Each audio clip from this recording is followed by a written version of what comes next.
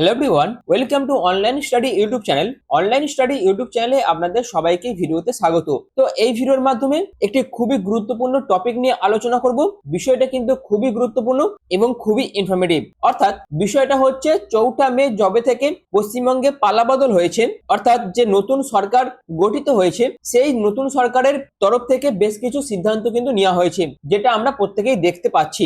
এবং এই সমস্ত যে সিদ্ধান্তগুলি নেওয়া হচ্ছে তার মধ্যে একটি ঐতিহাসিক সিদ্ধান্ত কিন্তু পশ্চিমবঙ্গ সরকার নিয়েছে। তার ফলে মনে করা হচ্ছে যে সরকারের যে সমস্ত সুবিধাগুলি আছে সেই সমস্ত সুবিধাগুলি কিন্তু বন্ধ হয়ে যেতে পারে, এবং যদি এই সমস্ত সরকারি সুবিধাগুলি বন্ধ হয়ে যায় সেক্ষেত্রে কিন্তু লক্ষ লক্ষ মানুষ বিপদে পড়বে।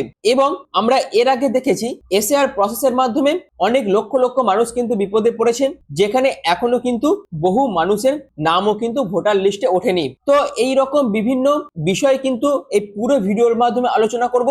এবং সরকারের তরফ থেকে যে সিদ্ধান্ত নেওয়া হয়েছে সেই সিদ্ধান্তের ফলে যে সরকারি সমস্ত সুবিধা বন্ধ হয়ে যাবে সেই সম্পর্কিত যে সমস্ত আভাসগুলি উঠে আসছে সবকিছু বিস্তারিতভাবে এই ভিডিওর মাধ্যমে আলোচনা করার চেষ্টা করব। ভিডিওটি কিন্তু খুবই ইনফরমেটিভ, অবশ্যই আপনারা পুরো ভিডিওটি প্রথম থেকে শেষ পর্যন্ত কমপ্লিট দেখুন, যেখানে সম্পূর্ণ বিষয়টা আপনাদের কাছে ক্লিয়ার হয়ে যাবে। তো মূল ভিডিও যাওয়ার আগে আপনাদের কাছে একটাই রিকোয়েস্ট, যদি এই ধরনের ভিডিওগুলো আপনাদের ভালো লেগে থাকে সেক্ষেত্রে অবশ্যই এই ধরনের ভিডিওর আপডেটগুলি পেতে এখনই চ্যানেলটিকে সাবস্ক্রাইব করে পাশে থাকা বেল আইকনটি অল করে রেখে দিন, যাতে যে কোনো ধরনের ভিডিওর আপডেট সবার আগে পেয়ে যেতে পারেন তার জন্য। এছাড়াও যারা ভিডিওটি দেখছেন অবশ্যই ভিডিওটিকে একটি লাইক করবেন, ভিডিওটিকে শেয়ার করবেন এবং অবশ্যই এই সংক্রান্ত আপনাদের মতামত কমেন্ট সেকশনে জানাবেন। তো চলুন বিস্তারিত তথ্য নিয়ে আমি মূল ভিডিওতে চলে যাচ্ছি।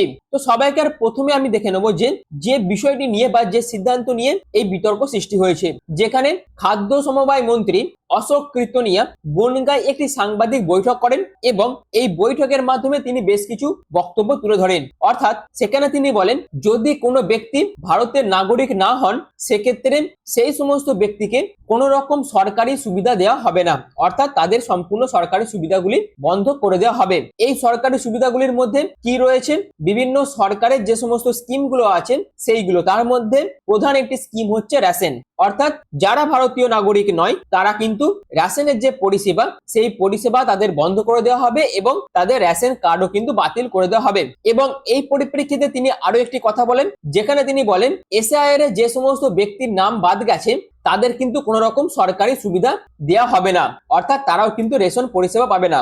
যেখানে এই যে বক্তব্য, এই বক্তব্যের ফলে কিন্তু বিতর্কটা সৃষ্টি হয়েছে, কারণ আমরা দেখেছি এখনো পর্যন্ত প্রায় 90 লক্ষেরও কিছু বেশি মানুষের নাম বাদ গেছে, তার মধ্যে কয়েক লক্ষ মানুষের নাম কিন্তু এখনো বিচারাধীন অবস্থায় রয়েছে।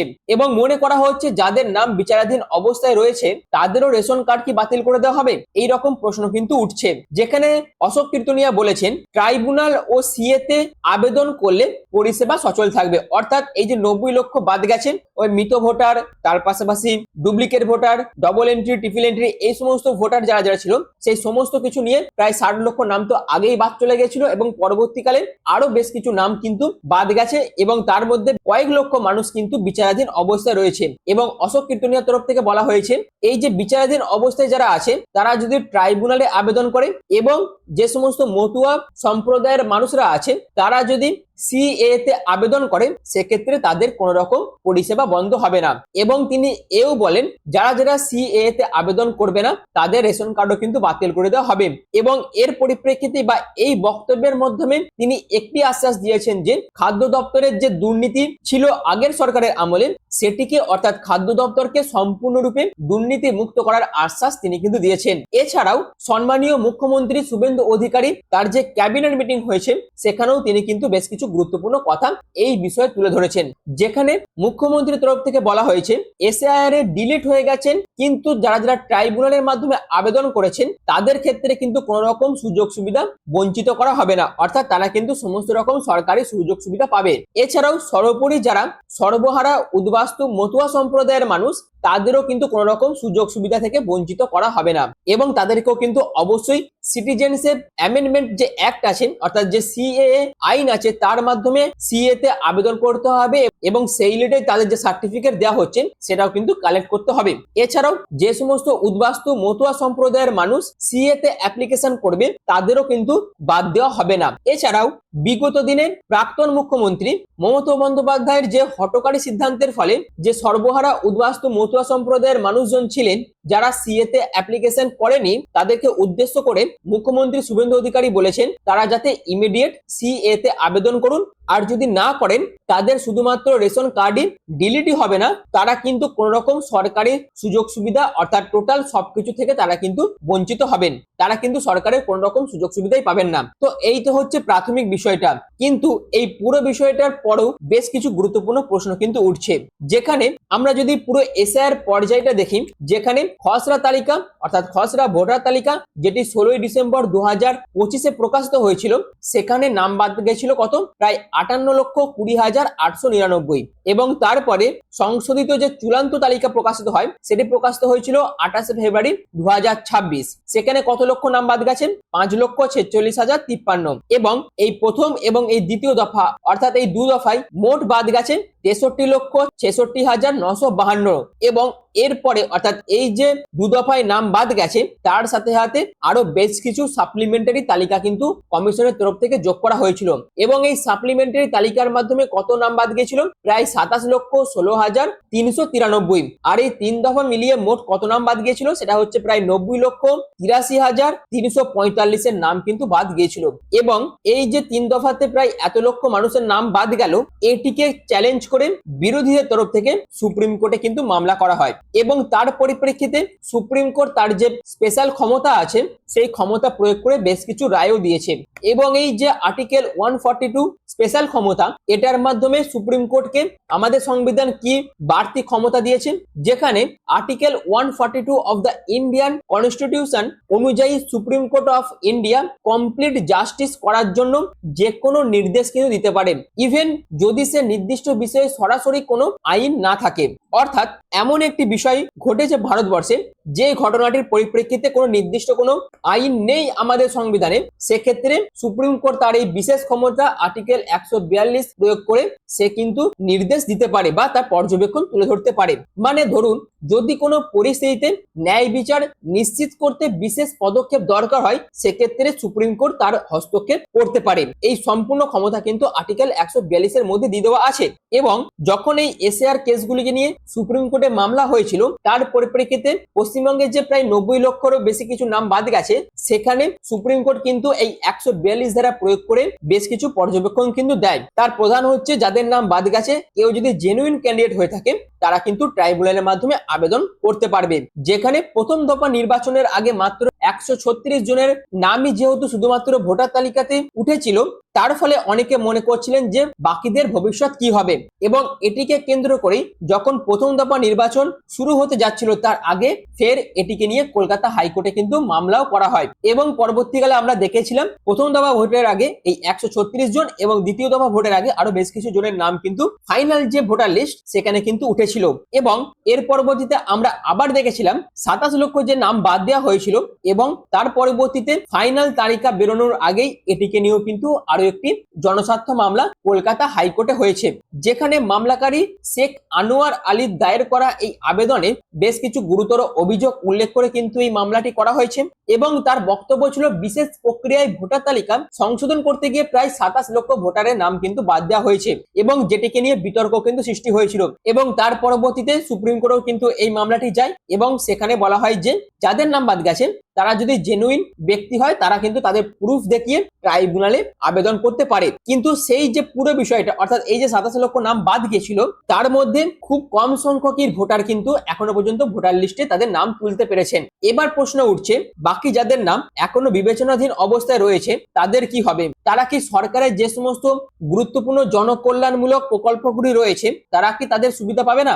যেমন পশ্চিমবঙ্গ সরকারের গুরুত্বপূর্ণ জনকল্যাণমূলক প্রকল্পগুলি সমূহের মধ্যে মহিলাদের জন্য বিশেষ করে রয়েছে লক্ষ্মী ভান্ডার, কন্যাশ্রী, রূপশ্রী, তার পাশাপাশি মাতৃত্বকালীন সহায়তা প্রকল্প যেখানে গর্ভবতী মহিলাদের আর্থিক সহায়তা প্রদান করা হয়, তার পাশাপাশি ছাত্রদের জন্য কিন্তু বেশ কিছু প্রকল্প রয়েছে যেখানে স্টুডেন্ট ক্রেডিট কার্ড, যেখানে উচ্চশিক্ষার জন্য এই প্রকল্পের মাধ্যমে তারা কিন্তু ঋণ নিতে পারবে, গ্যারান্টার থাকবে পশ্চিমবঙ্গ রাজ্য রাজ্য সরকার। তার পাশাপাশি সবুজ সাথী সাইকেল বিতরণ করা হয় এই প্রকল্পের মাধ্যমে। তার পাশাপাশি ঐক্যশ্রী স্কলারশিপ, তরুণের স্বপ্ন, যেখানে ছাত্রছাত্রীদের ট্যাব ও ডিজিটাল সহায়তা প্রদান করা হয়। এছাড়াও স্বাস্থ্য ও সামাজিক সুরক্ষার মধ্যে স্বাস্থ্য সাথী, খাদ্য সাথী, জয় বাংলা পেনশন স্কিম, তার পাশাপাশি দুয়ারে সরকার। তার পাশাপাশি শুধু এইগুলোই নয়, এবং কৃষক ও গ্রামীণ উন্নয়ন সম্পর্কিত আরো বেশ কিছু স্কিম, যেমন কৃষক বন্ধু, বাংলার বাড়ি, জল ধরো জল ভরো প্রকল্প, এই বিভিন্ন যে প্রকল্পগুলি আছে পশ্চিমবঙ্গ সরকারের। তার পাশাপাশি রয়েছে কর্মসাথী প্রকল্প, গতিধারা, উৎকর্ষ বাংলা, দুয়ারে সরকার, বা যে সমস্ত জনপ্রিয় কেন্দ্রীয় ও রাজ্য সরকার মিলিত যে সমস্ত প্রকল্পগুলি রয়েছে, তার মধ্যে আয়ুষ্মান ভারত যে প্রকল্প কেন্দ্রীয় সরকারের, সেটিকে তৎকালীন পশ্চিমবঙ্গ সরকার কিন্তু পশ্চিমবঙ্গে লাগু করতে দেয়নি। তার পাশাপাশি প্রধানমন্ত্রী আবাস যোজনা, সেটিকে নিয়েও কিন্তু রাজনৈতিক বিতর্কের কারণে এটিকেও কিন্তু পশ্চিমবঙ্গে চালু করতে দেয়নি আগের সরকার। 100 দিনের কাজও কিন্তু বন্ধ ছিল পশ্চিমবঙ্গে। কিন্তু বর্তমানে এই প্রত্যেকটা প্রকল্প কিন্তু চালু হতে চলেছে নতুন সরকারের আমলে। এবং প্রশ্ন যেটা উঠছে, যে 27 লক্ষ মানুষের নাম বাদ গিয়েছিল, তাদের কি হবে? তারা কি এই সমস্ত প্রকল্পগুলি পাবে না পাবে না? এটাকে নিয়ে কিন্তু গুরুত্বপূর্ণ তথ্য যেগুলি উঠে আসছে, তার মধ্যে শুধু এসআইআর এর নাম বাদ গেলেই স্বয়ংক্রিয়ভাবে সব রকম সুবিধা বন্ধ হয়ে যাবে, এই রকম কোনো স্পষ্ট সর্বভারতীয় আইন কিন্তু বর্তমানে নেই। অর্থাৎ এর আগে যে এসআইআর হয়েছিল এবং সেখানে যাদের নাম বাদ গিয়েছিল, তারাও কি পরবর্তীকালে সরকারের কোনো রকম সুযোগ সুবিধা পায়নি? এবং আমাদের সংবিধানেও কিন্তু এই পুরো বিষয়টা নিয়ে স্পষ্ট কোনো আইন কিন্তু বর্তমানে নেই। কিন্তু যদি নাগরিকত্ব, পরিচয় যাচাই ও যে সমস্ত সরকারি সুবিধা, এই যে তিনখানা বিষয় রয়েছে, এই তিনটে বিষয় একসঙ্গে জড়িয়ে গেলে প্রশাসনিক জটিলতা কিন্তু তৈরি হতে পারে। অর্থাৎ এই যে তিনখানা বিষয়, এই তিনখানা বিষয়কে একসঙ্গে দেখতে গেলে একটি প্রশাসনিক জটিলতা তৈরি হতে পারে। এবং এক্ষেত্রে অনেকেই মনে করছেন সেক্ষেত্রে সরকারের এই স্কিমগুলো কিন্তু মানুষের জন্য বন্ধ হয়ে গেলেও হয়ে যেতে পারে। অর্থাৎ এই বিষয়ে চূড়ান্ত সিদ্ধান্তের আগে সঠিক যাচাই, আইনি প্রক্রিয়া এবং প্রশাসনিক পদক্ষেপই কিন্তু অপরিহার্য বলে প্রত্যেকেই মনে করছেন। অর্থাৎ এই যে পুরো বিষয়টি ঘটেছে, তার মধ্যে কিন্তু প্রত্যেকেই চাইছেন সুপ্রিম কোর্ট যাতে এই পুরো বিষয়টাকে আইনের আওতায় নিয়ে এসে তাদের মতন করে কিছু আইনি পর্যবেক্ষণ যাতে দেয়। এবং আরো বেশ কিছু গুরুত্বপূর্ণ বিষয় কিন্তু এই পুরো ঘটনার পেছনে রয়েছে, যেখানে ভারতের বিভিন্ন আদালত বারবার বলেছে যে যে সমস্ত সরকারি ওয়েলফেয়ার স্কিমগুলি রয়েছে, সেইগুলি থেকে কাউকে বঞ্চিত করতে হলে সরকারকে প্রপার লিগ্যাল প্রসেস কিন্তু মেনটেন করতে হবে। বিশেষ করে এই সমস্ত জনকল্যাণমূলক যে প্রকল্প, সেইগুলির মধ্যে রয়েছে খাদ্য থেকে শুরু করে স্বাস্থ্য, পেনশন, এই সমস্ত বিষয়গুলি। অর্থাৎ এই সমস্ত বিষয়গুলির মতো যে মৌলিক সুবিধাগুলি রয়েছে, সেগুলির ক্ষেত্রে ডিউ প্রসেস কিন্তু খুবই গুরুত্বপূর্ণ একটি বিষয়, এবং সরকারকেও কিন্তু সেই দিকটা লক্ষ্য করতে হবে। এই রকমই পর্যবেক্ষণ কিন্তু বিভিন্ন আদালত বারবার এর আগে দিয়েছে।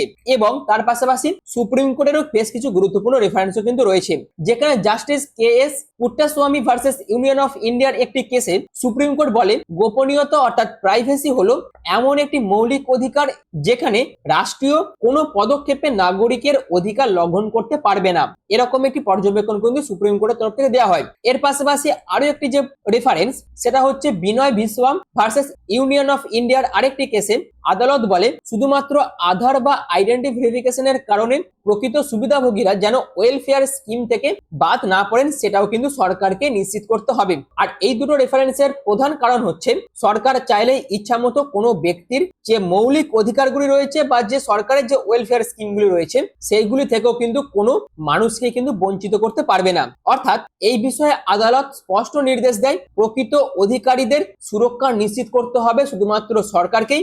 যেখানে সুপ্রিম কোর্টের তরফ থেকে এও বলে দেওয়া হয়েছে যে কে ভারতের নাগরিক, এই যে পরিচয়, সেটা কিন্তু রাষ্ট্রের যে সরকার আছে সে কিন্তু সেই পরিচয় যাচাই করবে, কিন্তু প্রত্যেক মানুষের যে মৌলিক সুবিধা, সেই সুবিধা থেকে সেই সমস্ত মানুষদের বঞ্চিত করা যাবে না। এরকমই কিন্তু গুরুত্বপূর্ণ পর্যবেক্ষণ কিন্তু সুপ্রিম কোর্টের তরফ থেকে দেওয়া হয়েছে। এছাড়াও আদালতের এই যে গুরুত্বপূর্ণ পর্যবেক্ষণ, এই পর্যবেক্ষণের পরিপ্রেক্ষিতে আদালত কিন্তু বিভিন্ন অন্যান্য রাজ্যের উদাহরণ কিন্তু টেনে আনেন, যেখানে উড়িষ্যা হাইকোর্ট 2023-এর একটি কেসে রায় দিয়েছিল এবং বলেছিল শুধু আধার বা মোবাইল নাম্বার যদি না থাকে, সেক্ষেত্রেও কিন্তু দরিদ্র মানুষকে সমস্ত রকম ওয়েলফেয়ার স্কিম থেকে বঞ্চিত করা যাবে না। তার পাশাপাশি আসামে যে এনআরসি হয়েছিল, সেই এনআরসির পরিপ্রেক্ষিতেও আসাম হাইকোর্টের তরফ থেকেও কিন্তু বেশ কিছু গুরুত্বপূর্ণ পর্যবেক্ষণ কিন্তু দেওয়া হয়, যেখানে আসাম এনআরসি ভেরিফিকেশনের সময় বহু মানুষের নাম কিন্তু ড্রাফট লিস্ট থেকে বাদ গিয়েছিল। কিন্তু শুধুমাত্র এনআরসিতে নাম না থাকলেই কিন্তু সঙ্গে সঙ্গে সমস্ত রকম সরকারি সুযোগ সুবিধা সম্পূর্ণরূপে বন্ধ কিন্তু হয়ে যায়নি,